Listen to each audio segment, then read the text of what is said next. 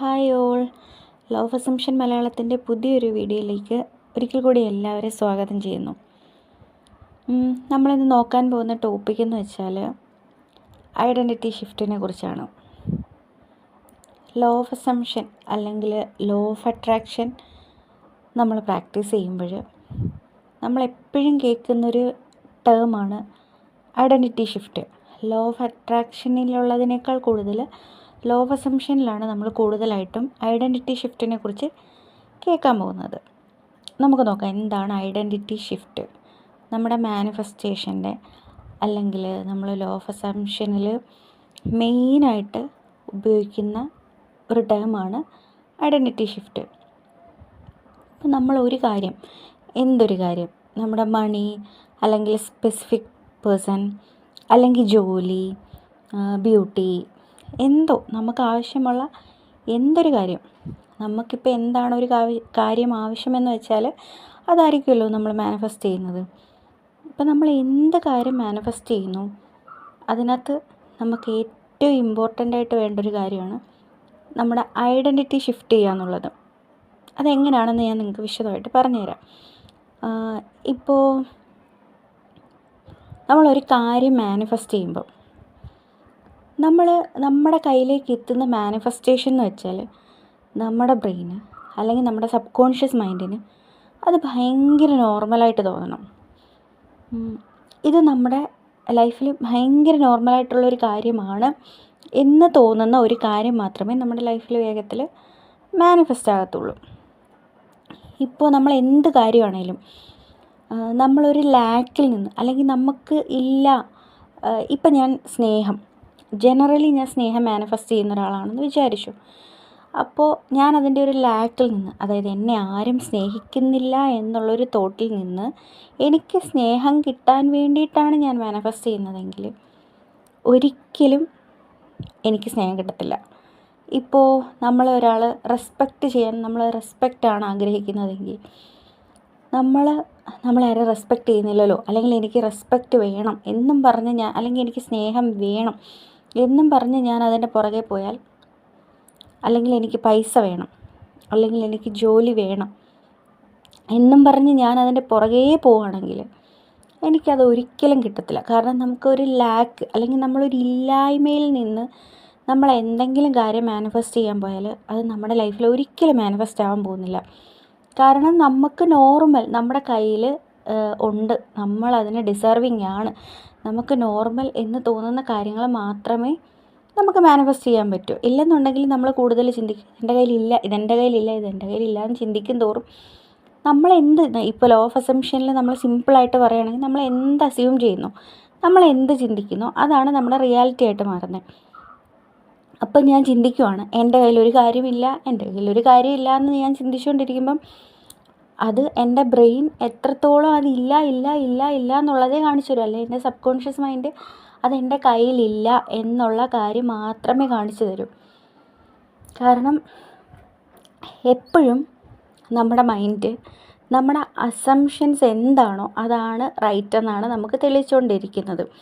ഇപ്പം നമ്മൾ നോർമലായിട്ട് നോക്കിയാൽ ഒരുപാട് നല്ല മനുഷ്യരുണ്ട് ഈ ലോകത്ത്, മോശം മനുഷ്യരുണ്ട്. മിക്കപ്പോഴും നമ്മൾ കാണുന്നൊരു കാഴ്ചയാണ് പല മോശം മനുഷ്യർക്കും, അല്ലെങ്കിൽ ഇത് നമ്മൾ സെപ്പറേറ്റായിട്ട് തന്നെ സംസാരിക്കേണ്ട, കർമ്മ എന്ന് പറഞ്ഞാൽ നമ്മൾ സെപ്പറേറ്റായിട്ട് സംസാരിക്കേണ്ട ഒരു വിഷയമാണ്. ഞാൻ അതിനകത്ത് വിശദമായിട്ടൊരു വീഡിയോ ചെയ്യാം. ഇപ്പം എന്നാലും നമുക്കൊന്ന് പറഞ്ഞു പോവാം. ചില മനുഷ്യർ എന്ത് ചെയ്താലും അവർക്ക് മോശം അനുഭവങ്ങളൊന്നും ഉണ്ടാകത്തില്ല. ചില മനുഷ്യർ വളരെ നല്ലവരായിരിക്കും, അവർ പുറത്ത് കാണിക്കാനൊന്നും വേണ്ടിയിട്ടായിരിക്കത്തില്ല, ഉള്ളിൽ വളരെ നല്ലവരായിരിക്കും, ആരെയും ദ്രോഹിക്കാത്ത നല്ലത് മാത്രം ചെയ്യുന്ന ആൾക്കാരായിരിക്കും. പക്ഷെ അവർക്ക് ലൈഫിൽ ചിലർക്ക് നെഗറ്റീവ്സ് മാത്രമായിരിക്കും ഉണ്ടാകുന്നത്. അതിൻ്റെ കാരണം എന്താണെന്നറിയാമോ? നമ്മൾ സയൻറ്റിഫിക്കലി നോക്കുകയാണെങ്കിൽ തന്നെ മാറ്റർ എന്ന് പറയുന്നത് ഒരു ഇല്യൂഷനാണ്. ഇപ്പം നമ്മുടെ ശരീരമൊക്കെ തന്നെ, അല്ലെങ്കിൽ നമ്മുടെ ചുറ്റുപാടുള്ള ലോകം തന്നെ എത്രയോ തവണ ഇത് ചേഞ്ചായി. ഇപ്പോൾ നമ്മൾ ഇവല്യൂഷൻ്റെ കേസിൽ പറയുകയാണെങ്കിൽ കുറേ വർഷങ്ങൾക്ക് മുൻപേ ഉണ്ടായിരുന്നത് പോലെയാണോ ഇന്ന് ഭൂമി? അല്ലെങ്കിൽ പോട്ടെ, ഇപ്പം നമ്മുടെ സറൗണ്ടിങ്സ് ഒരു 10 വർഷം മുന്നേ ഉണ്ടായിരുന്നത് പോലെയാണോ ഇപ്പോൾ? നമ്മളൊരു 10 വർഷം മുന്നേ ഉണ്ടായിരുന്ന പോലെയാണോ ഇപ്പം? നമ്മൾ സയൻസിൻ്റെ ഭാഷയിൽ പറഞ്ഞാൽ മാറ്റർ എപ്പോഴും ചേഞ്ച് ആയിക്കൊണ്ടേയിരിക്കും. മാറ്റർ ഒരു ഇല്യൂഷനാണ്. സ്റ്റേബിളായിട്ട് നിൽക്കുന്നത് എനർജി മാത്രമാണ്. നമ്മളിപ്പോൾ പറഞ്ഞില്ലേ നല്ല ആൾക്കാരുടെയും മോശം ആൾക്കാരുടെയും കേസ്. ഇപ്പോൾ ഈ ഭൂമി കൂടുതലും എന്താ പറയുന്നത്, ലോസിലാണ് വർക്കായിക്കൊണ്ടിരിക്കുന്നത്. അല്ലെങ്കിൽ നമ്മുടെ റിയാലിറ്റീസ് എല്ലാം കൂടുതലും ലോസിലാണ് വർക്കായിക്കൊണ്ടിരിക്കുന്നത്. ഇപ്പോൾ ഗ്രാവിറ്റി നമുക്ക് നോക്കാം. നല്ലൊരാളെ നമ്മൾ സ്പേസിൽ കൊണ്ടുപോയിട്ട് താഴോട്ടിട്ടാലും അവർ താഴെ വരും. മോശം ഒരാളെ അവിടെ കൊണ്ടുപോയിട്ട് താഴോട്ടിട്ടാലും താഴോട്ട് വരും. അതേപോലെ തന്നെ ഒരു ലോയാണ് ലോ ഓഫ് അസംഷനും. ഈ ലോയിൽ നമ്മൾ എന്ത് ചിന്തിക്കുന്നു, അതിനാര് ചിന്തിക്കുന്നു എന്നുള്ളതല്ല പ്രശ്നം. നമ്മുടെ എല്ലാവരുടെയും റിയാലിറ്റി അങ്ങനെയാണ് വർക്കായിക്കൊണ്ടിരിക്കുന്നത്. ഇപ്പം നമ്മൾ നേരത്തെ എനർജിയുടെ കാര്യം പറഞ്ഞു. എക്സാമ്പിൾ പറയുകയാണെങ്കിൽ ഇലക്ട്രിസിറ്റി ഒരു എനർജിയാണ്. ഇപ്പം നമ്മൾ ഒരു കൊടും കുറ്റവാളിയെ കൊണ്ടുപോയി ഇലക്ട്രിസിറ്റിയുടെ അടുത്ത് നിർത്തിയാലും അല്ലെങ്കിൽ അത് അടുപ്പിച്ചാലും ഒന്നും ചെയ്യാത്ത ഇപ്പം ജനിച്ചൊരു പിഞ്ചു കുഞ്ഞിനെ അവിടെ കൊണ്ടുപോയി വെച്ചാലും അവരെ രണ്ടുപേരെയും കറണ്ട് അടിക്കും. കാരണം അവർ നന്മ തിന്മകളല്ല അവിടെ അറിയാവുന്നത്, എനർജിയാണ് വർക്ക് ചെയ്യുന്നത്. എനർജി നമ്മൾ ഏത് സ്റ്റേറ്റിലാണോ ആ സ്റ്റേറ്റിനനുസരിച്ച് നമ്മുടെ എനർജി ചേഞ്ച് ആയിക്കൊണ്ടേയിരിക്കും. അങ്ങനെയാണ് കാര്യങ്ങൾ പൊയ്ക്കൊണ്ടിരിക്കുന്നത്. അപ്പോൾ നമ്മൾ പറഞ്ഞു തന്നത് ഐഡൻറ്റിറ്റി ഷിഫ്റ്റിനെ കുറിച്ചാണ്. ഐഡൻറ്റിറ്റി ഷിഫ്റ്റിനെ കുറിച്ച് പറയുമ്പോൾ നമുക്ക് മെയിനായിട്ടും പറയേണ്ട കാര്യം എല്ലാം നമ്മളുൾപ്പെടെ നമ്മുടെ ചുറ്റുപാടും നമ്മൾ കണ്ടുകൊണ്ടിരിക്കുന്നതും കേട്ടുകൊണ്ടിരിക്കുന്നതും നമ്മളും എല്ലാം എനർജിയാണ്. ഇവിടെ മാറ്റർ എന്നുള്ളത് എങ്ങനെ വേണമെങ്കിലും ചേഞ്ച് ചെയ്യാം, അതെപ്പോഴും ചേഞ്ച് ആയിക്കൊണ്ടിരിക്കുന്ന സംഭവമാണ്. പക്ഷേ എനർജിയാണ് എപ്പോഴും നിലനിൽക്കുന്നത്. നമ്മുടെ എനർജി ചേഞ്ച് ചെയ്ത് കഴിഞ്ഞാൽ നമ്മുടെ മാറ്റർ, അതായത് നമ്മുടെ സ്റ്റേറ്റ്, നമ്മുടെ ഫിസിക്കൽ സ്റ്റേറ്റ് അല്ലെങ്കിൽ നമ്മുടെ 3D എന്ന് പറയും, നമ്മുടെ 3 ഡയമെൻഷൻ വേൾഡ് ഉറപ്പായിട്ടും ചേഞ്ച് ആവും. നമ്മൾ ഫിസിക്സിൻ്റെ ലാംഗ്വേജിൽ കൂടെ തന്നെ നോക്കുകയാണെന്നുണ്ടെങ്കിൽ സയൻറ്റിസ്റ്റുകൾ പറയുന്ന 11 ഡയമെൻഷൻസ് വരെ ഉണ്ട്. 11 ഡയമെൻഷൻസിൽ വരെ കാര്യങ്ങൾ എക്സിസ്റ്റ് ചെയ്യുന്നുണ്ടെന്നാണ് പറയുന്നത്. അതിൽ ഫസ്റ്റ് ഡയമെൻഷൻ നോർമൽ ഒരു ലൈൻ പോലെ നോർമലി ഒരു സൈഡിലോട്ട് മാത്രം പോകുന്നൊരു ടൈപ്പാണ്. സെക്കൻഡ് ഡയമെൻഷൻ എന്ന് പറയുമ്പോൾ ഇപ്പോൾ നമ്മളെ എടുക്കുകയാണെങ്കിൽ നമ്മുടെ പകുതി ഒരു ഛേദം അങ്ങനെ പോലെ വരുന്നൊരു ടൈപ്പ് ഡയമെൻഷനാണ്. നമ്മൾ മൂന്നാമത്തെ ഡയമെൻഷൻ എടുക്കണം, 3D എടുക്കുകയാണെങ്കിൽ 3Dയിലാണ് നമ്മുടെ ഇപ്പോൾ കണ്ടുകൊണ്ടിരിക്കുന്നത് നമ്മുടെ ഫിസിക്കൽ റിയാലിറ്റി എക്സിസ്റ്റ് ചെയ്യുന്നത് 3Dയിലാണ്. ഇനി 4Dയിലാണ് നമ്മുടെ തോട്ട്സ്, നമ്മുടെ ടൈം, അതൊക്കെ എക്സിസ്റ്റ് ചെയ്യുന്നത് 4Dയിലാണ്. ക്രിയേഷൻ അതൊക്കെ 4Dയിലാണ്. 4Dയിൽ ക്രിയേറ്റ് ആകുന്ന കാര്യങ്ങളാണ് നമ്മുടെ 3Dയിൽ എക്സിസ്റ്റ് ആയിക്കൊണ്ടിരിക്കുന്നത്. അതെങ്ങനെ എക്സിസ്റ്റ് ആവുന്നു ചോദിച്ചാൽ നമ്മുടെ തോട്ട്സാണ് നമ്മുടെ റിയാലിറ്റി ക്രിയേറ്റ് ചെയ്ത് നമ്മുടെ 3D, പക്ഷേ കുറച്ച് ഡിലേ ആയിട്ട്, അതായത് നമ്മളൊരു സാധനം ഉണ്ടാക്കണമെങ്കിൽ അത് ഉണ്ടാക്കി തീരാൻ ഇത്തിരി ടൈം എടുക്കത്തില്ലേ, ആ ഒരു ചെറിയ ടൈം ഡിലേയിലായിരിക്കും എപ്പോഴും നമ്മുടെ 3Dയിൽ നമ്മുടെ റിസൾട്ട്സ് വരുന്നത്. ഇപ്പോൾ ഒന്നാലോചിച്ച് നോക്കുക, ഒരു കാര്യം നമ്മൾ ചിന്തിച്ച് കഴിഞ്ഞാൽ അത് നല്ലതാണ്. ഇപ്പം നമ്മൾ മനുഷ്യരുടെ മനസ്സിൽ കംപ്ലീറ്റ്ലി എപ്പോഴും പോസിറ്റീവ് തോട്ട്സ് മാത്രമല്ല വരുന്നത്, നെഗറ്റീവ് തോട്ട്സും വരും. ഇപ്പം നമ്മുടെ 3D ആ സെക്കൻഡ് റെസ്പോണ്ട് ചെയ്യുകയാണെന്നുണ്ടെങ്കിൽ നമ്മൾ പോസിറ്റീവ് ക്രിയേറ്റ് ആവുന്നതിനോടൊപ്പം തന്നെ നമുക്ക് നെഗറ്റീവ്സ് അപ്പം തന്നെ ക്രിയേറ്റ് ആയിക്കൊണ്ടിരിക്കും. ഒരു കണക്കിന് നമുക്ക് 3Dയിൽ ചെറിയൊരു ടൈം ഡിലേ ഉള്ളത് നല്ല കാര്യം തന്നെയാണ്. നമുക്ക് ഐഡൻറ്റിറ്റി ഷിഫ്റ്റിനെ കുറിച്ച് നോക്കാം. ഐഡൻറ്റിറ്റി ഷിഫ്റ്റ് പറയുമ്പോൾ നമ്മൾ ഒരിക്കലും മാനിഫെസ്റ്റ് ചെയ്യുമ്പം ഒരു ലാക്കിൽ നിന്ന് അല്ലെങ്കിൽ ഒരു ഇല്ലായ്മയിൽ നിന്ന് മാനിഫെസ്റ്റ് ചെയ്യരുത്. നമ്മുടെ ഐഡൻറ്റിറ്റി നമ്മൾ ഷിഫ്റ്റ് ചെയ്യണം. ഇപ്പോൾ എക്സാമ്പിൾ, ഞാനൊരു ജോലി മാനിഫെസ്റ്റ് ചെയ്യുകയാണെന്ന് കരുതിക്കോ. അപ്പോൾ എൻ്റെ തോട്ട്സും എൻ്റെ ചിന്തകളും എൻ്റെ സ്റ്റേറ്റും എല്ലാം കറക്റ്റ് ആ രീതിയിലാവണം. ഇപ്പം നമ്മൾ ഈ ലോ ഓഫ് അട്രാക്ഷനിൽ അവർ പഠിപ്പിക്കുന്നൊരു കാര്യമുണ്ട്, ആക്ട് ആസ് ഇഫ്. നമുക്ക് ഇവിടെ ആക്ട് ആസ് ഇഫ് എന്ന് പറയുന്നതിനെക്കാട്ടിലും നല്ലത് തിങ്ക് ആസ് ഇഫ്. ഇപ്പോൾ ലോ ഓഫ് അട്രാക്ഷനിൽ അവർ പറയും നമുക്കൊരു കാര്യം കിട്ടിക്കഴിഞ്ഞതുപോലെ നമ്മൾ ആക്ട് ചെയ്യണം. ഇപ്പോൾ ഒരാളുടെ SPA മാനിഫെസ്റ്റ് ചെയ്യുകയോ മാരേജ് മാനിഫെസ്റ്റ് ചെയ്യുകയാണെന്നുണ്ടെങ്കിൽ അവർ രണ്ടുപേരും ഒരിടത്ത് താമസിക്കുന്നത് പോലെ ഭക്ഷണം എടുത്ത് വെക്കുക, അല്ലെങ്കിൽ നോർമൽ കാര്യങ്ങളൊക്കെ അങ്ങനെ ചെയ്യുക. പക്ഷേ അപ്പോൾ നമുക്കത് പെട്ടെന്നൊരു ഇല്ലായ്മ ഫീൽ ചെയ്യും. അതിനുള്ള സാധ്യതയുണ്ട്. കാരണം ഇതൊക്കെ നമ്മുടെ 3D വേൾഡിൽ നമ്മളിങ്ങനെ കണ്ടുകൊണ്ടിരിക്കാൻ നമുക്ക് പിന്നെയും തോന്നും. അപ്പോൾ നമ്മളെപ്പോഴും മൈൻഡിൽ വെക്കുക, നമ്മൾ എന്ത് മാനിഫെസ്റ്റ് ചെയ്യുമ്പോഴും ക്രിയേഷൻ ഓൾറെഡി കഴിഞ്ഞു. നമ്മുടെ എൻഡ്ലെസ് പോസിബിലിറ്റീസ് ക്വാണ്ടം ഫീൽഡിലുണ്ട്. അതായത് നമ്മൾ ക്വാണ്ടം ഫിസിക്സ് പറയുന്നതനുസരിച്ച് 4Dയിൽ ഒരുപാട് വെർഷൻസ് ഉണ്ട്. ഇപ്പോൾ ഞാനൊരു ജോലി മാനിഫെസ്റ്റ് ചെയ്യാം. എൻ്റെ ജോലി ഇപ്പോഴത്തെ സ്റ്റേറ്റിൽ, അല്ലെങ്കിൽ ഞാൻ മാനിഫെസ്റ്റ് ചെയ്യുന്ന ജോലി ഒരു നോർമൽ രീതിയിൽ എക്സിസ്റ്റ് ചെയ്യുന്നുണ്ട്.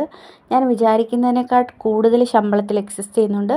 അതിനേക്കാൾ കുറവ് ശമ്പളത്തിൽ എക്സിസ്റ്റ് ചെയ്യുന്നുണ്ട്. ജോലി ഇല്ലാത്ത ഞാനുണ്ട്. ആ ജോലിയുടെ ഏറ്റവും നല്ല പൊസിഷനിൽ ഞാനിരിക്കുന്നൊരു റിയാലിറ്റി എക്സിസ്റ്റ് ചെയ്യുന്നുണ്ട്. അങ്ങനെ പല റിയാലിറ്റികളും എക്സിസ്റ്റ് ചെയ്യുന്നുണ്ട്. അപ്പോൾ ക്രിയേഷൻ ഓൾറെഡി കഴിഞ്ഞിട്ടുണ്ട്. നമ്മൾ മാനിഫെസ്റ്റ് ചെയ്യുമ്പോൾ നമ്മുടെ ചിന്തകളിൽ കൂടി നമ്മൾ ആ ഒരു ടൈം ലൈനിലോട്ട് നമ്മൾ പോവുകയാണ് ചെയ്യുന്നത്. അല്ലെങ്കിൽ ആ ഒരു റിയാലിറ്റി നമ്മുടെ ഇപ്പോൾ 3D വേൾഡിൽ, അതായത് നമ്മളത് എങ്ങനെ ചെയ്യുന്നു എന്ന് വെച്ചാൽ നമ്മുടെ തോട്ട്സ്, നമ്മുടെ നിരന്തരമായിട്ടുള്ള ചിന്തകളിൽ കൂടിയാണ് നമ്മുടെ ഈ റിയാലിറ്റി എല്ലാം ക്രിയേറ്റ് ആവുന്നത്. അത് ഓൾറെഡി അവിടെ എക്സിസ്റ്റഡ് ആണ്.